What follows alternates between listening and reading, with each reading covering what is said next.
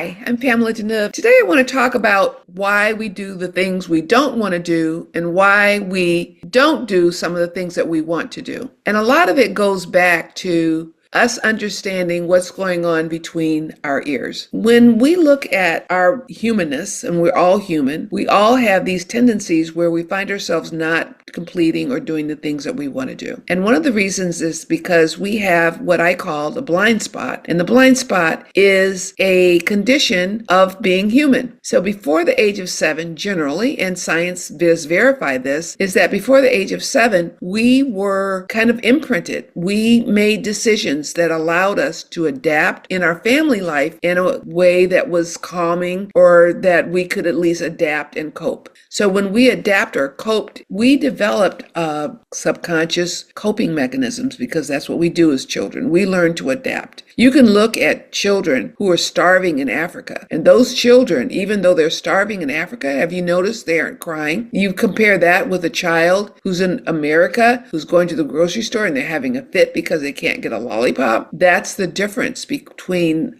how we see ourselves as humans and how we see ourselves as we grow up. So when we find ourselves repeating behaviors or patterns that are not in our best interests, and we've tried all sorts of things to try to change. One of the most difficult things is when someone who has these, they're actually stuck, and then they'll pay thousands of dollars to take a course and find themselves still repeating the same pattern. Or they might find themselves reading books or doing things to try to change, and yet ultimately they end up repeating the same pattern. Why do we do this? What do you think? Can you stop and think of maybe one thing in your life that has been persistent, that no matter what you've tried, you find yourself repeating it? It could be anything. It could be losing your temper. It could be not keeping your word. It could be bad relationships. Could be bad family relationships. It could be working and ruining your health. It could be falling down. It could be being with the wrong person, making the wrong choices. We all have those things in our lives that repeat over and over again. So now, let me ask you, if you could change any of those things, what would you want to change? I suggest you get a sheet of paper right now, because I think that just having this conversation can put you on the path to making the needed changes or the changes you want. So if you are finding yourself repeating whatever it is you wrote down, now ask yourself another question. Why? Why do you believe, or why do you feel that you keep repeating these patterns? Just take a minute to think about that. Write down, what have you tried? What are the things that you've tried over the years to try to change this?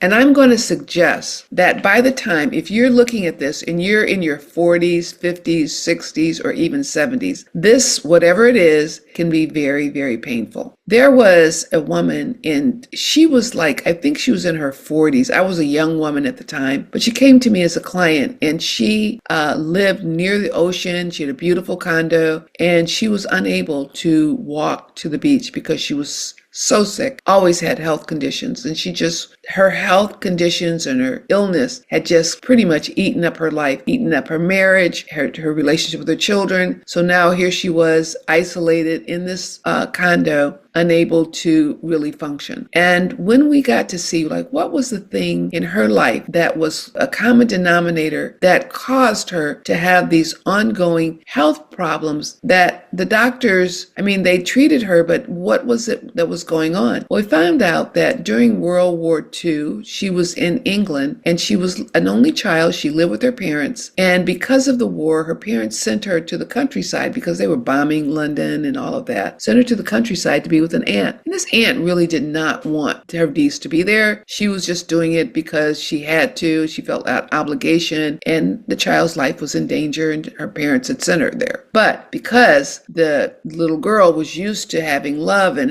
she was an only child and love of her parents, and this antiseptically cold aunt was a shock, through shock waves through her system. And she got very sick, and she got sicker and sicker, and no matter what happened. So the aunt called the doctor, and the doctor came in and says, she's failing fast. You better send for her family. So they sent for her family. Her aunt sent for her family and said, your daughter, if you want to see your daughter alive, she's passing away, and you want to come see her. So they rushed to her daughter's bedside. And then when they got to the bedside, their daughter just like had a resurgence, and she came healthy. She didn't die. And she was very, very, very happy that her parents were there. But she developed what I call basic operating principle was, if I get sick, they will come. So that was like a subconscious thing. She didn't know that she had made that. But all through her life, whenever anything happened, her illness was what she used to get attention and love and all of that. And so it got worse. And by the time she was in her 40s, there she was, and she was unable to really function in a normal way in her life. But once she found that out, and she realized that she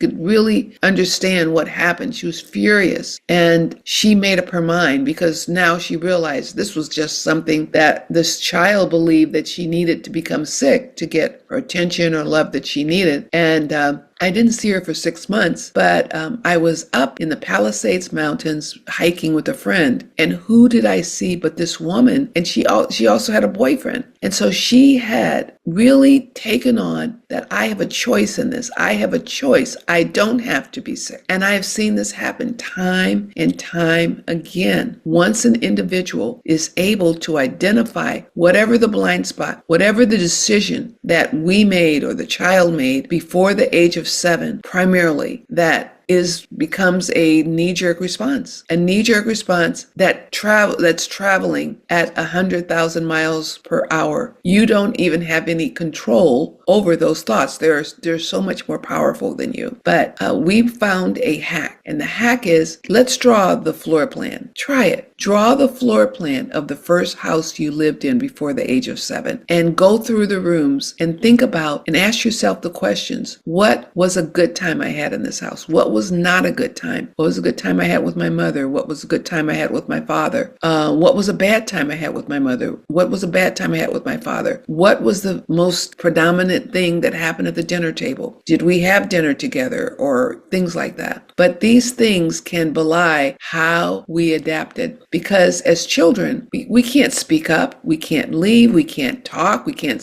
ask, can we change this? We're just there. So for our sanity's sake, we can't be in trauma. We have to adapt. So we have to find a way that we feel calm and we feel relaxed, or the best we can in our household. I know I had a situation with my brother, and my brother, I had 3 brothers, but this brother was 3 years younger than me, and I had a brother in between. We were stair steps. And this brother had so much pain. My father was very abusive. My brother that was older than him beat him all the time. He had a really strong tolerance for pain. And throughout his life, he just always found himself having so much pain, and he tolerated the pain. He just thought that was a way of life. And over time, he ended up losing his leg. He, had a drug problem. It was just all these things that happened to him. And I remember he